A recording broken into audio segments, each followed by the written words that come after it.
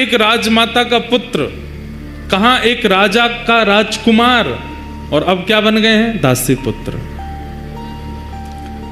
2-2 दिन तक भोजन नहीं मिल पाता है, रात्रि सोने की व्यवस्था नहीं हो पाती है, दाई मां के साथ ही चंद्रहास रहते हैं। राजा,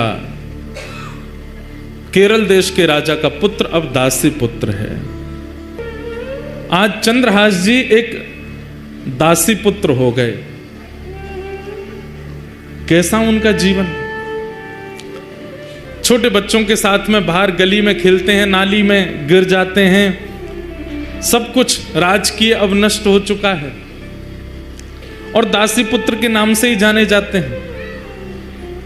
लेकिन ठाकुर जी जब परीक्षा लेने पे आते हैं तो बंधुओं अति कर देते हैं कई बार।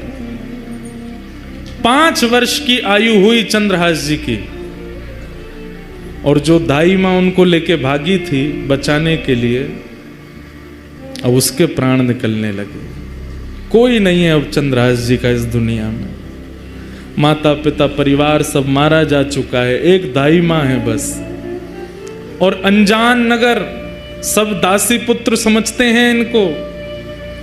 चंद्रहास जी गए अपनी मां के पास, दाई मां के पास, तो देखा बिस्तर पर पड़ी, बुखार चढ़ रहा है।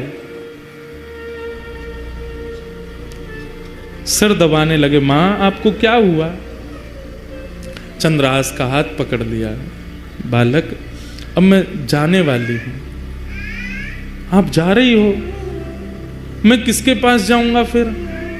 मेरा कौन है यहाँ पे? माता पिता जा चुके हैं, आप मुझे यहाँ ले आई, मैं आपको ही माँ मानता हूँ। यहाँ सब लोग मुझे जानते नहीं हैं, मुझे कोई पूछता भी नहीं। आप भोजन कराती हैं तो मैं खाता हूँ, आप मुझे नहलाती हैं तो मैं नहा लेता हूँ। मैं किसके पास रहूंगा अब? सुनो चंद्रहास, इधर आओ। आज के बाद कोई पूछे तुम्हारी माँ कौन है तो कहना कृष्ण मेरी माँ है। कोई पूछे तुम्हारे पिता कौन है तो कहना कृष्ण मेरे पिता है। कोई पूछे कि तुम्हारा आश्रय कहाँ है तो श्री कृष्ण के चरणार बिंदों को ही अपना आश्रय बताना। कोई पूछे तुम्हारा सर्वस्व कौन है तो कृष्ण ही तुम्हारे सर्वस्व है। बोलो चंद्रहास, तुम्हारी माँ कौन है? चंद्रहास रोते हुए बोलते हैं कृष्ण मेरी माँ है। जानते भी नहीं है कृष्ण है कौन, बस माँ समझा रही है। कौन है तुम्हारी माँ? कृष्ण मेरी माँ। तुम्हारे पिता कौन है? कृष्ण मेरे पिता है। तुम्हारे सर्वस्व कौन है? कृष्ण मेरे सर्वस्व। और यही कृष्ण मेरे सर्वस्व, कृष्ण मेरे सर्वस्व कहते कहते